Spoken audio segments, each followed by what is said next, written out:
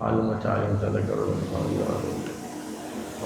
إلى البراجل من الآن إلى حضرة النبي محمد صلى الله عليه وسلم سر الفاتحة الضالين آمين. الحمد لله رب العالمين، والصلاة والسلام على النور المبين سيدنا مولانا محمد وعلى آله وصحبه أجمعين. أما بعد، فإن النعم تزداد بالشكر. قال تعالى: ولئن شكرتم لأزيدنكم. فشكر النعمة قيد للنعمة الموجودة وصيد للنعمة المفقودة، فكن دائما شاكرا لله سبحانه وتعالى. فقد قيل: كفران النعمة لؤم. ليه؟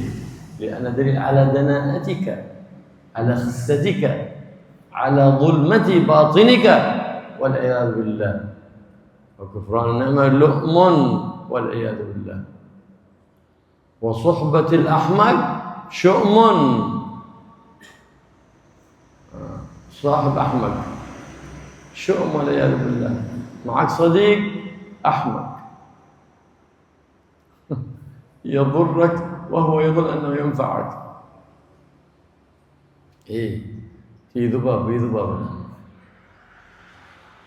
بيأذيك، ذباب حمل العصا وضربه بيقتل الذباب، دوخها، يظن نفسه أنه مسكين فيبعد الحشرة منه، فهو يريد أن ينفع فيضر. هكذا الأحمق يرفع العصا ويضرب الذباب، هذا ضربه واستراح في الحال لأنه أحمق. فإياك من صحبة الأحمق، لا بركة فيه أبدا، لا بركة فيه أبدا. لهذا يقول الحبيب محمد صلى الله عليه وسلم: اصرم الأحمق. ما معنى اصرم الأحمق؟ أي اقطع وده، لا تجالسه ولا يكون صاحب إلا إذا ابتليت بصحبته فعلى قدر الحاجة بس. سلام لله بس، السلام عليكم وعليكم السلام ورحمة الله وبركاته بس. لهذا يقول الحبيب محمد صلى الله عليه وسلم: اصرم الأحمق، انتبه، اقطع وده، لا تصاحبه. لماذا؟ لأن الطباع تسرق الطباع، ومن ساير أحمقا ضاع.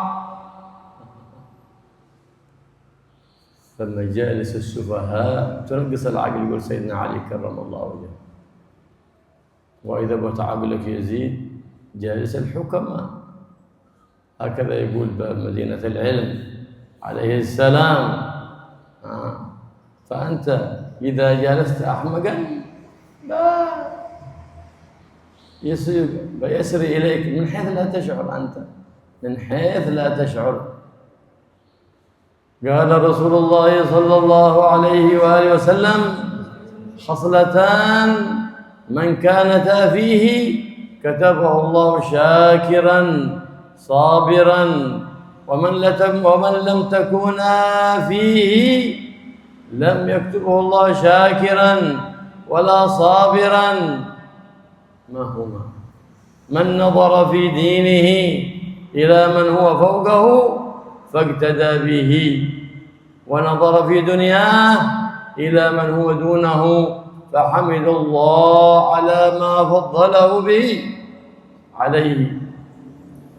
كتبه الله شاكرا صابرا في أمور الدين. انظر من هو على منك، هذا عنده علم زيادة، همة، هذا يقوم الليل زيادة. لا تنظر لمن هو دونك، يقول أنا عاد أنا أصلي جماعة، فلان هذاك ما يصلي حتى جماعة. إيش عليك في أمور الدين؟ لا تنظر لمن هو دونك في أمور الدين، انظر لمن هو فوقك. في أمور الدنيا انظر لمن هو دونك. أنت معك دراجة الحمد لله، واحد ثاني مسكين ما عنده دراجة، تقول له فلان عنده سيارة أنا ما عندي سيارة. لا،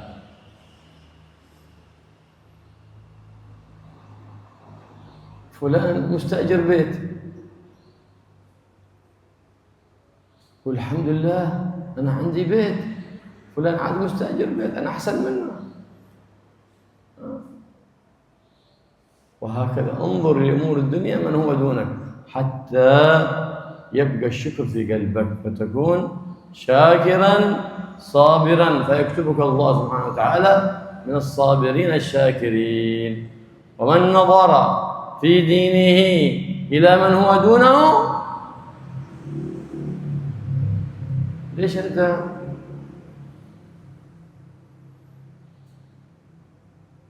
ما تحضر مجالس الذكر؟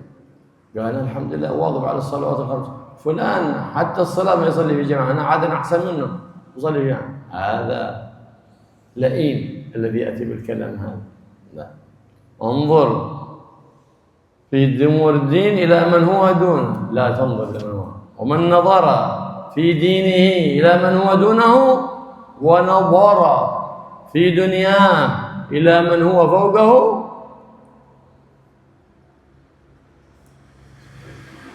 فأسف على ما فاته، لم يكتبه الله شاكرا ولا صابرا.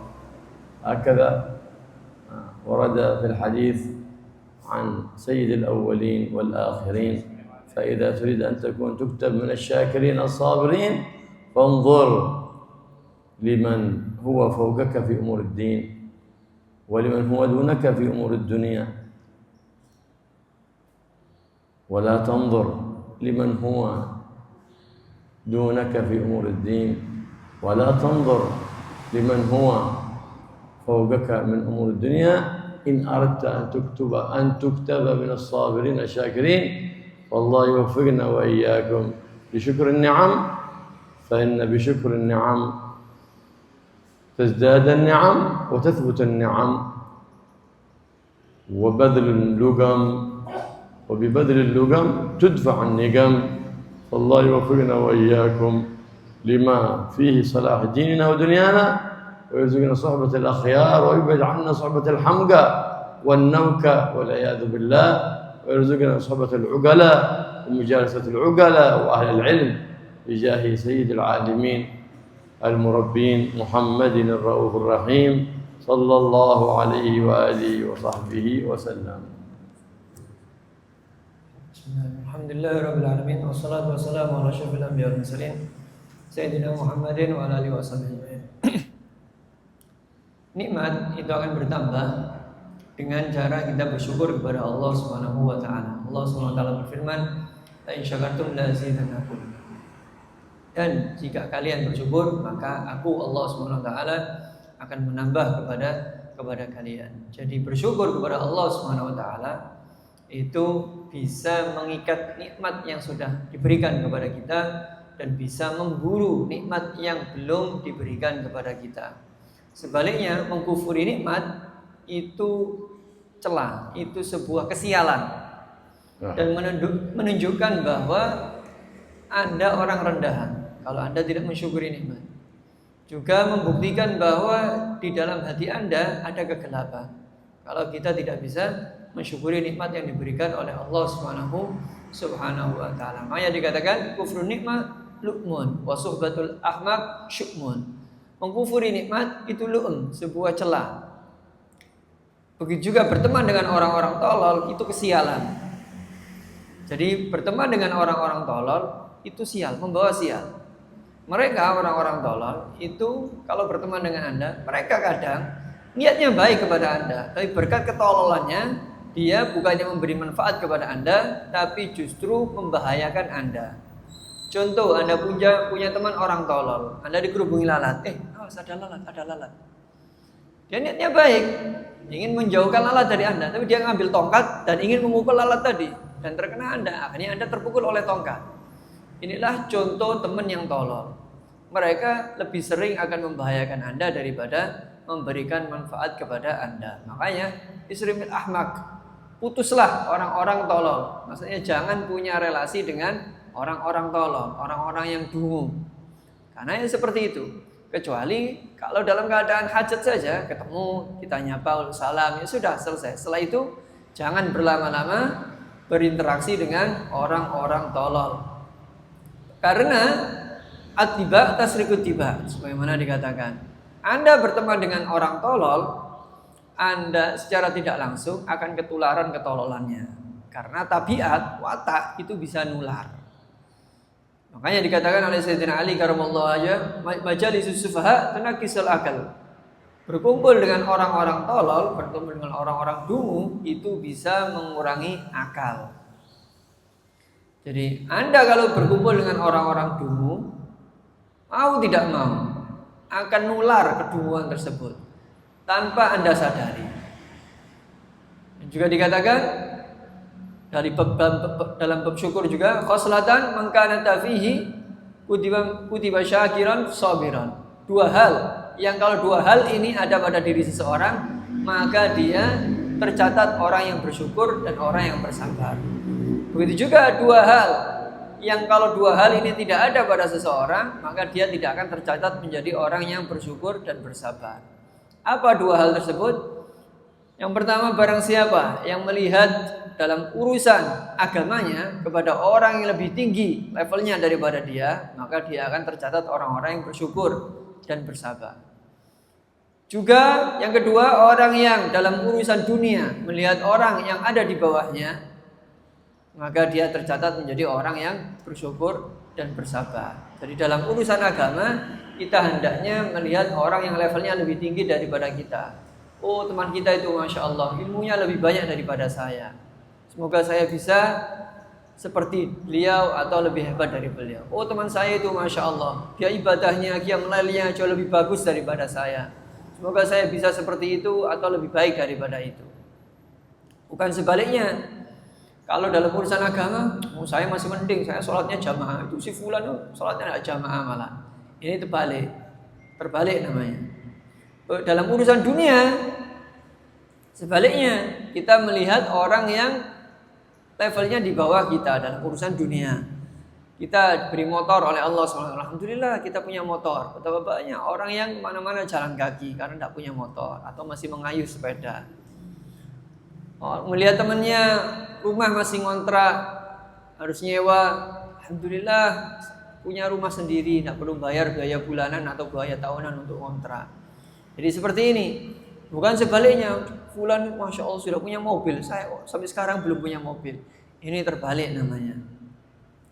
Dan barang siapa yang melihat dalam urusan dunia kepada orang yang barang siapa yang melihat dalam urusan agama kepada orang yang berada di bawahnya, ketika ditanya, kamu kenapa tidak ikut majelis ilmu? Wah, saya ini mending, meskipun nggak pernah ikut majelis ilmu, tapi saya masih menjaga sholat 5 waktu. Itu teman saya itu jangan hadir majelis ilmu, sholat 5 waktu saja bolong-bolong. Nah, ini tandanya orang tercela.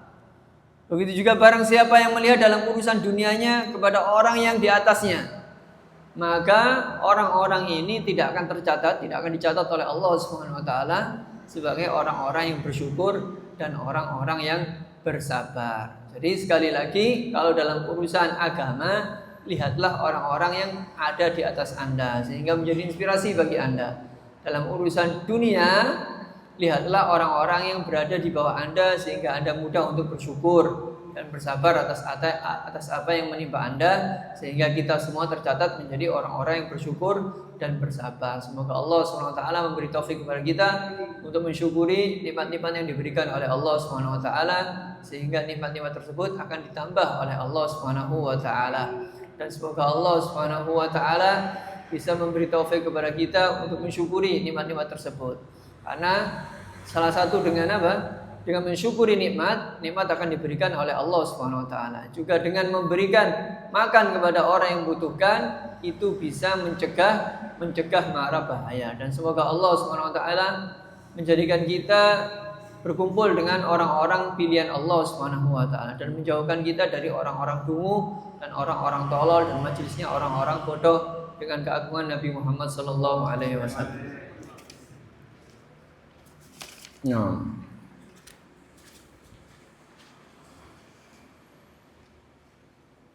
فكفران النعمة لؤم والعياذ بالله.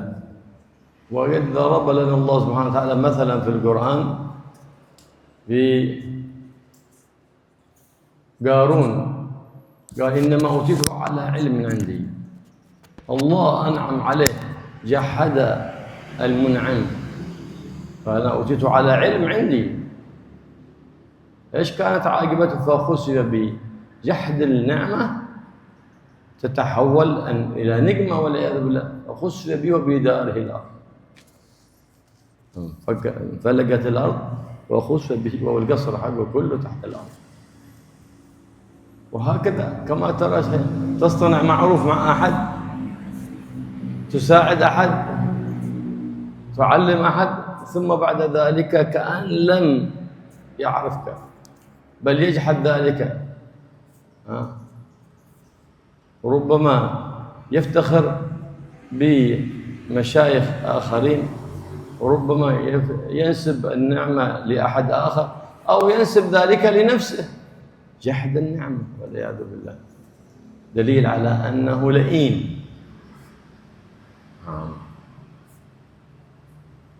من علمني حرفا صنت له عهدا.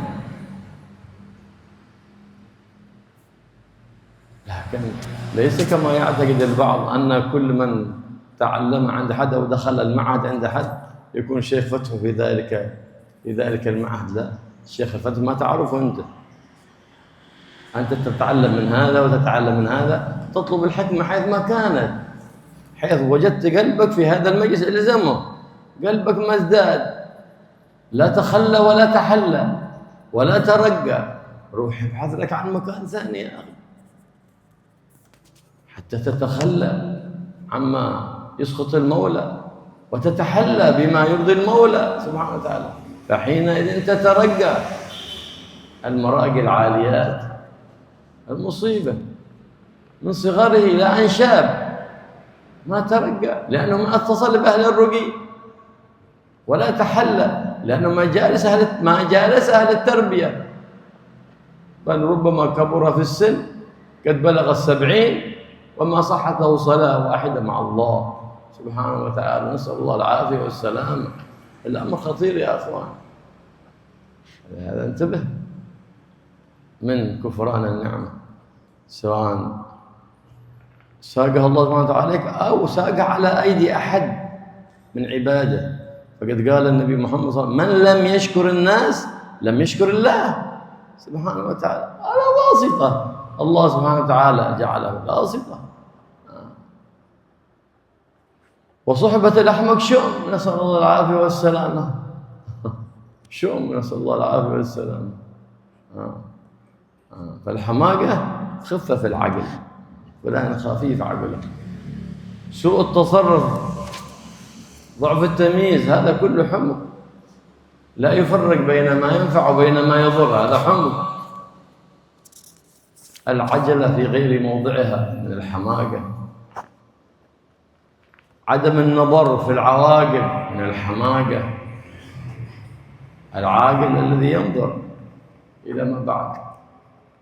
الأحمق ينظر إلى تحت قدمه فقط، ما ينظر إن هناك فيه حجر بتؤذيه، لا، أو مطب فيتسبب في أذيته أو أذية مركوبه، ما ينظر لذلك.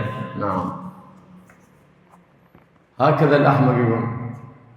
قد يكون عنده علم لكنه أحمق، شهادة عنده دكتوراه بروفيسور لكنه أحمق والعياذ بالله. وما أكثرهم في هذا الزمان متخرجي المعاهد والجامعات، لكنهم حمقى لا ينظرون في العواقب. فالذي لا ينظر في العاقبة أحمق، وإن أخذ 1000 شهادة. نعم، فانتبه. لماذا عرفت أنه أحمق؟ في سلوكه، لما جالس عرفت أنه أحمق. فمثل هؤلاء تعوذ منهم وفر منهم فرارك من الأسد. ليش؟ لأنك إذا جالست بيسر إليك الطبع الحماقة، إلا إذا ابتليت فتعامل قدر الحاجة للضرورة فقط، قدر الحاجة للضرورة. نعم، فالأحمق من باع آخرته بدنياه، وأحمق منه من باع آخرته بدنيا غيره. هذا يعمل دعاية للانتخابات، يؤذي هذا ويظلم هذا لأجل أن ينجح هذا في الانتخابات. إيش مصلحتك؟ أنت ما لست أحمق، أنت أحمق من الأحمق، دبل أحمق. الله يسلمنا وسلم. فلهذا يقول سيدنا علي: لا تصحب الأحمق فإنه يريد أن ينفعك فيضرك. هذا أحمق صلى الله عليه وسلم. الأحمق لا يتثبت، يتكلم قبل أن يفهم. أول افهم، أول انتبه، افهم الكلام ثم تكلم. ويحكم قبل أن يسمع. أول اسمع الكلام ثم أصدر الحكم. إن كان بين خصمين ما تسمع من واحد، لا، اسمع من الطرفين ثم أصدر الحكم بعد ذلك. فلهذا تجد الأحمق دائما في ندم، لأنه يتعجل.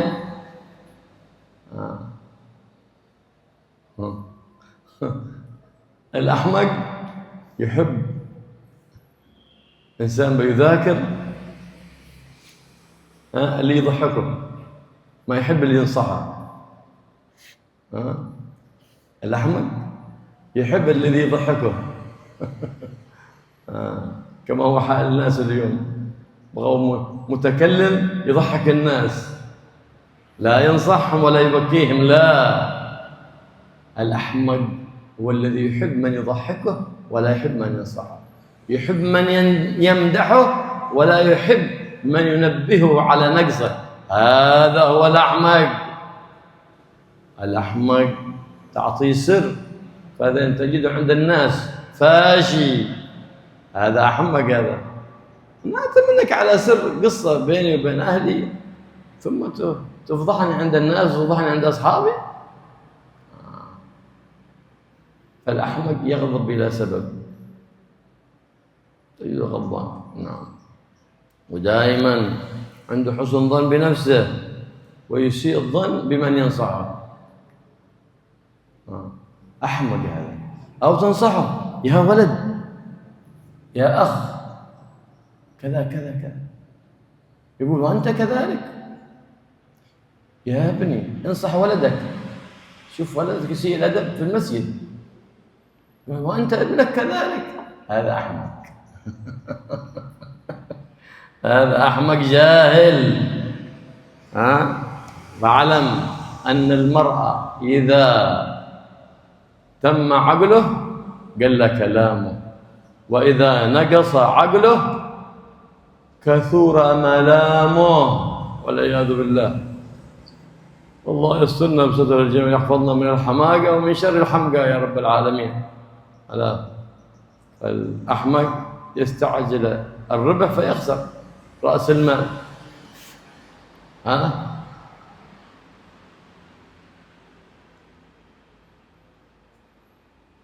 الله يسترنا بستر الجميع.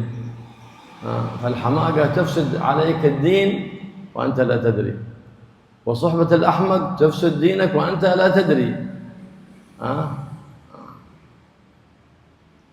صاحب الحماقة لا يبالي إن كسب المال من حرام أو من حلال، فيخوض الشبهات والعياذ بالله، نسأل الله العافية والسلامة. فلهذا لو نظرت إلى سيرة السلف كلهم يأمرون بالفرار من صحبة الأحمق، أشد فرارا من صحبة السباع الضارية. ليه؟ لأنه هذا بيضيع دينك وبيضيع دنياك والعياذ بالله. العاقل إذا عاداك عرفت كيف تتقيه، لأنه عنده عقل. أما الأحمق فلا يؤمن جانبه وهو يظهر لك الصداقة، فعدو عاقل خير من صديق أحمق جاهل. فانتبه لنفسك يا هذا. الله الله في صحبة العقلاء، وصحبة العقلاء نعمة من الله لأن تزيد في عقلك. فالعقل نعمة. كيف بتحفظ عقلك؟ أكثر من مجالس أهل العلم وأهل العقل. أكثر من محاسبتك نفسك. حاسبوا أنفسكم قبل أن تحاسبوا. وإياك من الحمقى وصحبة الحمقى.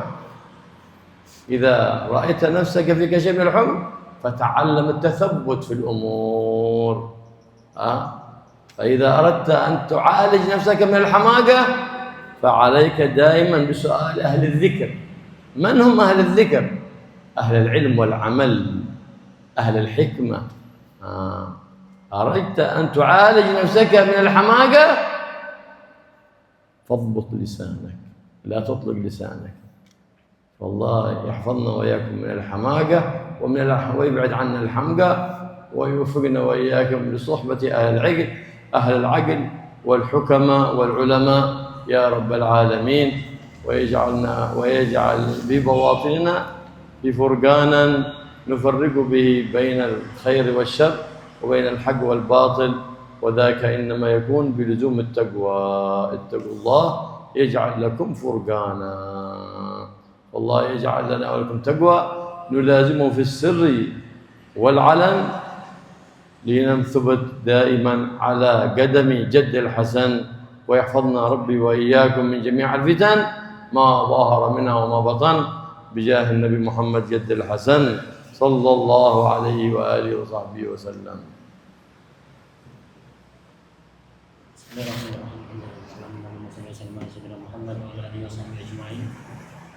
Allah Subhanahu wa Ta'ala membuat perumpamaan di dalam Al-Quran, contoh orang yang mengkufuri nikmat, tidak mensyukuri, yaitu Qarun.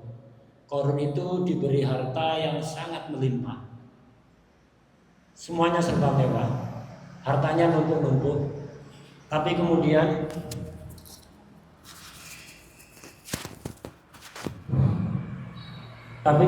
dia tidak mengakui kalau hartanya itu merupakan nikmat dari Allah, anugerah dari Allah. Justru dia mengatakan innama utituhu ala ilmin indi. Aku kaya ya gara-gara aku pinter. Ini bukan pemberian Allah. Ya karena aku pinter, cerdas, makanya aku kaya. Itu Qarun. Jadi tidak mengakui kalau kekayaannya itu adalah nikmat dari Allah. Apa akibatnya? Dihancurkan oleh Allah, dibinasakan. Dia beserta seluruh harta dan rumahnya ditelan oleh bumi. Jadi bumi terbelah, dia, hartanya, istana-istananya, semuanya ditelan oleh bumi kemudian ketutup. Itu Qarun. Jadi mengingkari nikmat, tidak mengakui bahwa nikmat yang kita miliki itu adalah anugerah Allah, itu bisa menghilangkan dan membinasakan nikmat tersebut. Karena itu hati-hati. Nah, ini juga sama, kepada orang juga begitu. Kalau Anda mendapatkan nikmat dengan perantara orang, jangan pernah diingkari. Kadang ada orang itu berbuat baik kepada kita, atau membantu kita, atau mengajari kita. Jangan pernah mengingkari. Orang yang berbuat baik kepada kita, kita akui kalau dia adalah pernah berbuat baik pada kita. Dia yang menjadi sebab kita mendapatkan kebaikan tersebut. Jangan pernah mengingkari. Atau ada orang membantu, atau orang mengajar kita. Orang pernah mengajar kita walaupun satu huruf, ya harus kita hormati selamanya. Jangan pernah kemudian Anda melupakan, oh enggak, saya enggak pernah belajar dari itu, saya belajar dari guru yang lain. Karena sudah belajar dari guru yang lain, melupakan guru yang sebelumnya. Ini termasuk mengkufuri nikmat. Hati-hati, bisa dicabut oleh Allah Subhanahu wa Ta'ala. Atau saya ini pinter ya karena rajin belajar, bukan karena fulan yang saya dulu belajar ke dia itu cuman ilmu yang sekarang sudah nggak ada. Pinternya saya sekarang karena saya serius dalam belajar. Orang kayak gini mengkufuri nikmat. Hati-hati. Orang ini menunjukkan dia orang hina. Jadi orang yang pernah mengajari kita walaupun hanya satu huruf, maka harus kita hormati. Tapi awas. Jangan salah paham sebagaimana kebanyakan orang, kebanyakan santri. Seorang santri ketika belajar kepada seorang guru tertentu atau mondok di pondok tertentu, banyak yang salah paham, berarti guru itu menjadi guru fatahnya. Pondok itu menjadi tempat futuhnya dia. Nggak, kita tidak pernah tahu siapa guru futuh kita. Futuh itu sesuatu yang istimewa. Bukan hanya sekedar kita paham ilmu, itu enggak. Bukan hanya kita bertambah wawasan, enggak. Futuh itu sesuatu yang sangat tinggi di sisi Allah Subhanahu wa taala. Karena itu jangan gampang-gampang memvonis fulan ini guru futuh saya ada di pondok ini atau pondok itu. Anda ngaku futuh berarti Anda ngaku telah usul pada Allah. Nah, jadi jangan pernah seperti itu. Anda pernah belajar kepada seorang guru, Anda pernah belajar di pondok tertentu, bukan menjadi penghalang Anda untuk belajar kepada siapapun. Walaupun Anda belajar kepada Syekh Fulan, janganlah itu dijadikan penghalang untuk Anda belajar kepada Syekh yang lain, kepada guru yang lain. Perbanyak guru, karena Anda tidak pernah tahu siapa guru futuh Anda. Walaupun Anda mondok di pondok A, bukan berarti Anda kemudian tidak belajar kepada guru yang dari pondok yang lain. Perbanyak guru sebanyak mungkin, dari pondok sebanyak mungkin. Anda tidak pernah tahu futuh Anda ada di guru yang mana, ada di pondok yang mana. Nah ini, jadi siapapun yang pernah mengajari kita, walaupun hanya satu huruf, kita hormati. Tapi bukan berarti ketika kita punya pondok atau guru tertentu, kemudian kita tidak mau belajar pada yang lain. Perbanyak guru sebanyak mungkin. Karena Anda tidak pernah tahu siapa guru futuh Anda. Kaedahnya begini. Kita di dalam mencari guru, siapapun kita ambil ilmunya, kita belajar. Cuman yang perlu kita lazimi, yang sering kita hadiri majelisnya, pengajiannya, itu yang mana? Lah ini, kita perlu punya kaidah. Adapun hadir majelis, semua majelis kebaikan hadiri. Semua majelis ilmu yang baik hadiri. Jangan pernah membatas-batasi diri. Yang harus kita lazimi, yang setiap hari kita datang, itu yang mana? Kaidahnya bukan karena ini guru saya yang pertama. Ini karena guru saya yang lebih alim. Enggak, bukan itu kaidahnya. Kaidahnya di mana Anda menemukan hati Anda. Anda ketika hadir satu majelis, kok badan Anda hadir di situ, pikiran Anda, hati Anda juga di situ, tidak kepikiran yang lain. Kemudian Anda merasa kalau hadir di situ mendapatkan tambahan, sifat-sifat tercela perlahan menjadi berkurang, takhalli. Kemudian sifat-sifat mulia semakin bertambah, berangsur-angsur. Dulu cerek, sekarang rotok loman, gara-gara hadir majelis itu. Jadi ada tahalli, terhias hati kita dengan akhlak termulia. Kemudian kita merasa mengalami peningkatan, ibadahnya tambah semangat, semakin sering menangisi kesalahan. Lah, majelis seperti itu yang Anda lazimi. Baik itu guru pertama Anda, kedua Anda, atau guru ke-200 Anda, nggak peduli. Jadi yang dilazimi itu yang begitu. Sebagian orang nggak melazimi satu majelis, melazimi satu guru, padahal dia sadar betul sudah bertahun-tahun, bahkan berpuluh-puluh tahun hadir di situ, tetap aja hatinya cinta dunia, nggak pernah menangisi maksiat, ya ibadahnya panced. Itu. Kemudian semangatnya nggak bertambah. Di hatinya masih penuh dengan kotoran, iri hati dan yang lain-lain. Tidak ada perkembangan. Ya jangan dilazimi. Anda hadir sesekali silahkan, bukan untuk dilazimi. Semua majelis kebaikan hadiri, semua majelis ilmu hadiri. Tapi yang dilazimi yang itu tadi. Anda di mana Anda menemukan hati Anda, di mana Anda ketika hadir majelis itu hati Anda mengalami perbaikan. Itu yang harus betul-betul lazimi. Dengan begitu, Anda setiap saatnya akan terus naik kedudukan Anda di sisi Allah Subhanahu wa taala. Jika tidak begitu, karena guru saya yang pertama, maka Anda sampai kapanpun tidak akan mengalami peningkatan. Sampai kapanpun, sampai puluhan tahun, ya tetap kayak gitu. Bahkan sampai umur 60, 70, mungkin sholat Anda nggak ada yang diterima sama sekali oleh Allah Subhanahu wa taala. Karena itu, jadi kita harus sering-sering introspeksi, merenung di mana majelis guru yang membuat saya itu berkembang, tambah semangat ibadah, menghilangkan sifat-sifat tercela saya, membuat saya menangisi kesalahan saya, menyadari kesalahan saya. Itu yang harus dilazimi. Tapi semua guru kita hormati. Kemudian hati-hati, sekali lagi jangan pernah mengkufuri nikmat, mengingkari nikmat kepada Allah atau kepada makhluk, karena nikmat dari Allah itu juga melalui perantara makhluk. Lah, makhluk yang menjadi perantara nikmat kita itu jangan pernah Anda ingkari. Anda harus tetap mengakui bahwa itu perantaranya. Kenapa? Dalam hadis diterangkan, siapa yang tidak berterima kasih kepada orang lain yang menjadi perantara nikmat untuk dia, berarti dia tidak pernah bersyukur kepada Allah SWT. Jadi bersyukur kepada Allah itu juga harus kita berterima kasih kepada orang yang menjadi perantara nikmat karena mereka adalah wasithah. Kemudian di dalam makalah tadi dikatakan wasuhbatul ahmak yusyukmun, berteman dengan orang-orang dungu, orang-orang tolol, orang-orang bodoh atau bahasa lokalnya bongol. Lah ini akan menyebabkan celaka kepada Anda. Karena hati-hati, jangan pernah dekat-dekat dengan orang bongol. Kecuali seukuran darurat. Kalau Anda kerja, di tempat kerja Anda kok ada teman yang bongol, ya ketemu seperlunya saja. Jangan sering-sering ngobrol atau ngopi sama orang tersebut. Nah, seperlunya saja. Begitu. Tanda orang itu dungu, tolol atau bongol, itu apa? Pertama khifah, serba terburu-buru. Itu serba terburu-buru, tidak pernah mau melakukan, mau ngomong itu mikir dulu, direnungan dulu, akibatnya apa? Enggak, langsung ngomong langsung, bertindak langsung, nggak pakai mikir. Ini tanda orang dungu. Hati-hati kumpul dengan orang tersebut. Tidak mempertimbangkan akibat.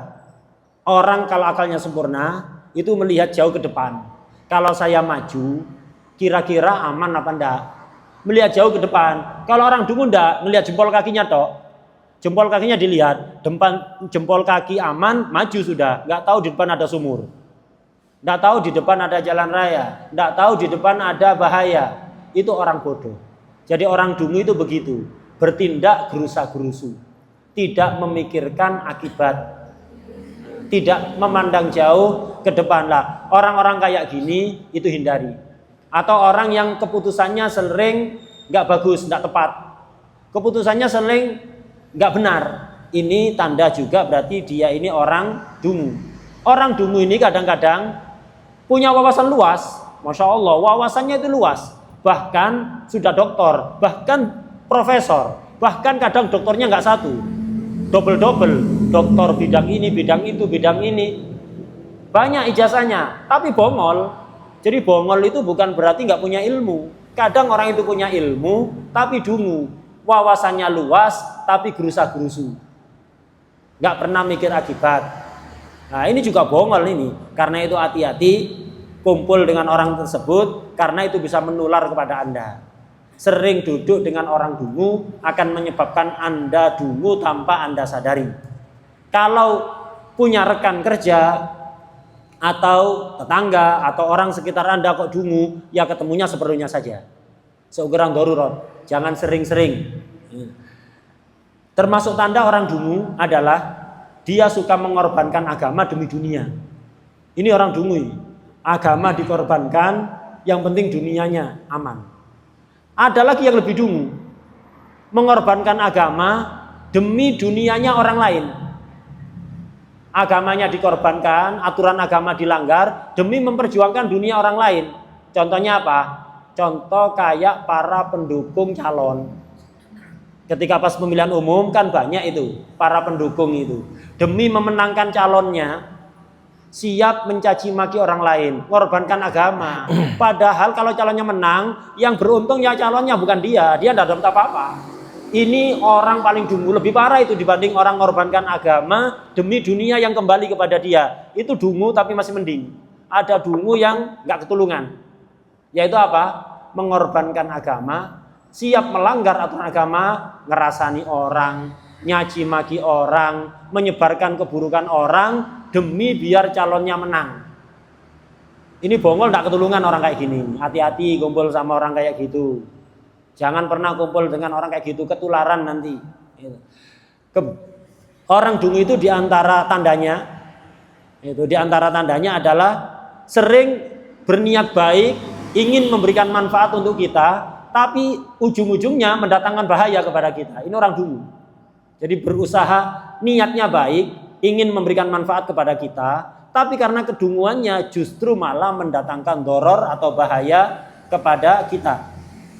Di antara tanda orang dungu lah, ini sebutkan tanda-tandanya, biar kalau ada orang seperti itu Anda jauhi. Lah kalau Anda punya sifat seperti itu ya diobati. Bagaimana ngobati nanti akan diterangkan. Ini tanda-tandanya orang dungu ini untuk biar kita tidak kumpul orang begitu, dan juga kita introspeksi diri, ngoreksi diri kita, jangan hanya melihat kanan kiri saja. Kadang-kadang mungkin juga ada pada kita itu. Di antara tanda orang dungu, ngomong sebelum paham. Apa yang nggak dia paham diomongkan. Komentar sebelum dipaham, ada orang ngomong dikomentari. Setiap ada orang ngomong dikomentari. Tanpa mikir dulu apa maksud orang ini. Apa maksudnya? Dipastikan dulu, klarifikasi dulu, baru komentar. Orang dulu enggak ada klarifikasi, komentar pokoknya sudah. Paling pertama kalau komentar, tanda dungu. Paling cepat nge-share, tanda dungu. Paling cepat komentar, tanda dungu. Bongol itu, hati-hati. Jangan sampai kita menjadi orang seperti itu dan jangan deket-deket dengan orang seperti itu. Orang dungu itu diantara tandanya gampang menvonis sebelum mendengar langsung. Dengar katanya fulan melakukan begini, ngomong begini, langsung divonis. Oh ini tidak benar. Anda sudah pernah ketemu orang tersebut, sudah klarifikasi, sudah nanya. Nah, kalau enggak, Anda berarti termasuk orang dungu. Termasuk tanda orang dungu, kalau ada dua orang berselisih, A dan B berselisih, lapor pada orang dungu ini. Baru dengar dari A langsung menvonis. Orang berakal enggak begitu, dengarkan dari A dan B. Bagaimana omongannya A, bagaimana omongannya B, diteliti, diamati, kira-kira mana yang benar, baru menghukumi. Orang dungu tidak begitu, baru dengar dari A langsung menyalahkan B, atau baru dengar dari B langsung menyalahkan A. Ini tanda orang dungu. Kemudian orang dungu itu selalu terburu-buru, gerusa-gerusu. Ini tanda orang dungu. Kemudian termasuk tanda orang dungu, lebih seneng pengajian yang ngajak ngakak daripada pengajian yang nasihati, mengingatkan tentang Allah, mengingatkan akhirat, mengingatkan dosa. Itu lebih seneng pengajian ngakak-ngakak. Itu sebagaimana kebanyakan sekarang itu. Lah kalau ada pengajian yang hadir kok lebih seneng orang-orang yang ngajak ngakak, yang hadir itu kebanyakan bongol berarti. Itu jadi yang lebih seneng orang yang ngajak mereka ngakak daripada yang nasihati. Ngajak introspeksi, itu hati-hati, jangan termasuk orang seperti itu. Orang dungu itu seneng ketika dipuji dan tidak seneng ketika dinasehati, diingatkan, hati-hati, kamu punya kekurangan begini, perbaiki biar lebih sempurna. Tidak seneng orang dungu itu, disadarkan akan kesalahannya, kekurangannya, tidak seneng, lebih seneng dipuji-puji. Termasuk tanda orang dungu, kalau dikasih rahasia, kalau kita curhat pada dia sesuatu yang rahasia, baru kita ceritakan langsung nyebar kemana-mana. Nggak bisa nyimpen rahasia. Ini tanda orang dungu. Termasuk tanda orang dungu, sering marah tanpa sebab, emosional. Ini tanda orang dungu. Termasuk orang dungu adalah selalu berbaik sangka pada diri sendiri dan berburuk sangka kepada orang yang nasihati. Kalau ada orang nasihati kepada dia, mengingatkan kesalahannya, ya anggap iri kamu ya. Begitu. Suudon, berburuk sangka pada orang yang nasihati dan selalu berbaik sangka pada diri sendiri. Atau termasuk orang dungu, kalau dinasihati, Pak, Anda itu jangan melakukan tindakan seperti ini, itu tidak baik.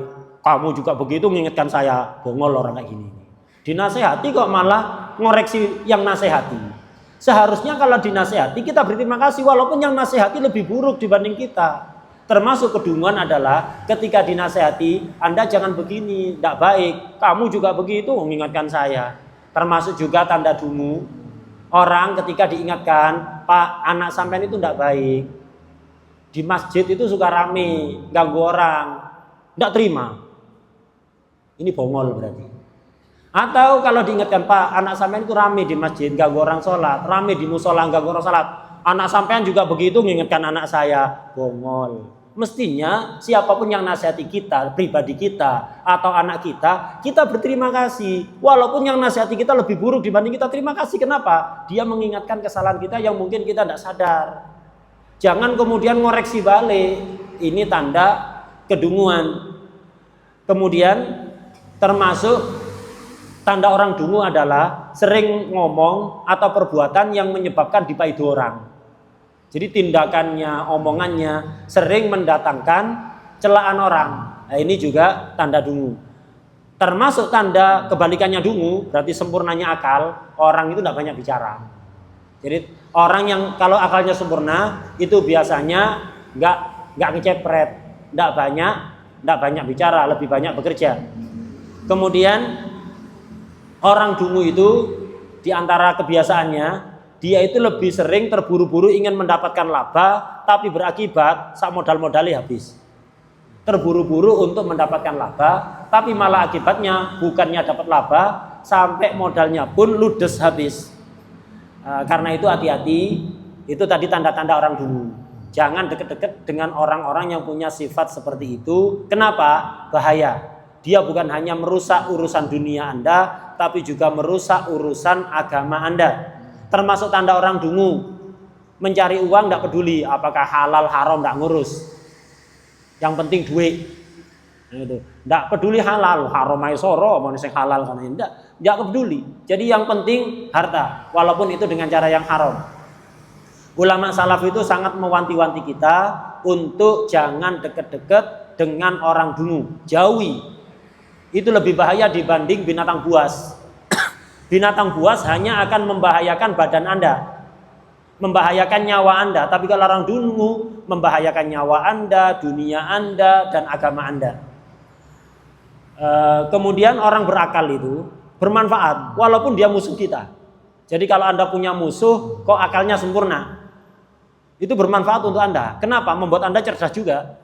Punya musuh cerdas, Anda kan sering mikir, waduh ini musuh saya ini cerdas, jadi gimana sekiranya saya bisa selamat dari gangguan orang ini.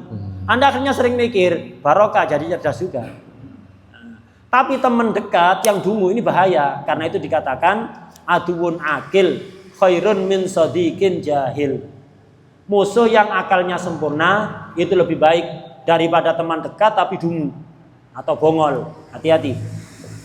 Akal itu nikmat. Kesempurnaan akal itu nikmat dari Allah. Bagaimana cara kita menambah kesempurnaan akal kita? Jadi akal ini harus diupayakan biar terus sempurna. Caranya dengan apa? Sering-sering kumpul dengan orang yang akalnya sempurna. Orang yang tidak punya sifat-sifat yang tadi. Kalau Anda tahu ada orang akalnya sempurna, tidak emosional, tidak gerusa-gerusu, selalu mikir akibat dan yang lain-lain tadi itu, orang kayak gitu sering Anda kumpuli. Kalau punya pengajian sering dihadiri, kalau punya majelis sering dihadiri, sering duduk sama dia, ngobrol sama dia, Anda akan ketularan kesempurnaan akal. Karena watak itu, karakter itu bisa nular. Kumpul orang dungu akan menyebabkan dungu, kumpul orang yang akalnya sempurna bisa menyebabkan akal kita sempurna. Ini pertama. Jadi cara biar akal kita sempurna, sering duduk, kumpul sama orang yang akalnya sempurna. Kedua, sering-sering introspeksi diri. Kalau kita punya kedunguan, itu bisa diobati. Caranya yaitu tadi, sering kumpul orang yang berakal sempurna. Kedua, sering introspeksi diri, koreksi diri. Bagaimana saya hari ini? Bagaimana saya kemarin? Kesalahan apa yang saya lakukan? Bagaimana cara memperbaiki? Lah begitu. Sering-sering introspeksi diri. Kemudian cara untuk menghilangkan kedunguan, kalau kita punya kedunguan, caranya adalah biasakan tenang. Jangan gerusa-gerusu. Ketika ada apapun, jangan dikit-dikit komentar. Sebelum komentar dipikir dulu. Apa benar dia ngomong begitu? Apa maksudnya? Bisa jadi omongannya sepertinya A tapi maksudnya B, dipikir. Dan kalau saya komentari manfaat apa enggak? Apa justru madorot? Mikir. Ada info masuk kepada Anda. Jangan langsung di-share, dipikir. Benar apa enggak? Kalau enggak benar ya sudah, jangan lewati aja. Kalaupun benar dipikir lagi. Manfaat, apa madorot, atau enggak ada manfaatnya. Enggak ada madorotnya. Lah, biasakan tenang, biasakan mikir, biasakan mikir akibat. Jangan gerusa-gerusu. Ini cara ngobati kedunguan yang ada pada setiap orang. Kemudian yang berikutnya, sering kumpul dengan ahlu dzikir. Ahlu dzikir ini bukan sekedar alim. Dia alim, ilmunya diamalkan, dan selalu memperbanyak dzikir kepada Allah Subhanahu wa Ta'ala. Orang-orang kayak gini, ini sering dikumpuli. Kemudian lisannya dijaga, jangan banyak ngomong. Itu diantara cara ngobati kedunguan. Kurangi bicara, jangan banyak ngomong. Dan yang berikutnya, yang bisa ngobati kedunguan adalah lazimi takwa, selalu takwa. Perintah-perintah Allah itu apa saja Anda lazimi, Anda lakukan. Larangan-larangan Allah itu apa? Tinggalkan. Dengan begitu nanti di hati Anda akan diberi furqan, pembeda mana yang benar, mana yang salah, dan Anda akan mudah untuk mengikuti yang benar dan menjauhi yang salah.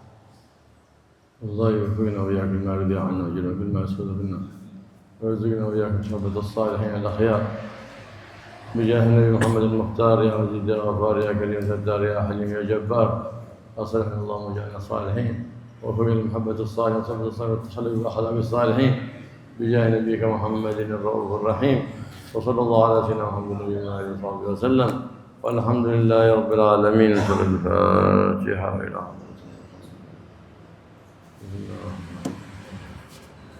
ضالين الحمد لله صلى وسلم ربنا تقبل منا سلام على المرسلين سبحانك اللهم وبحمدك أشهد أن لا إله إلا أنت نستغفرك ونتوب إليك.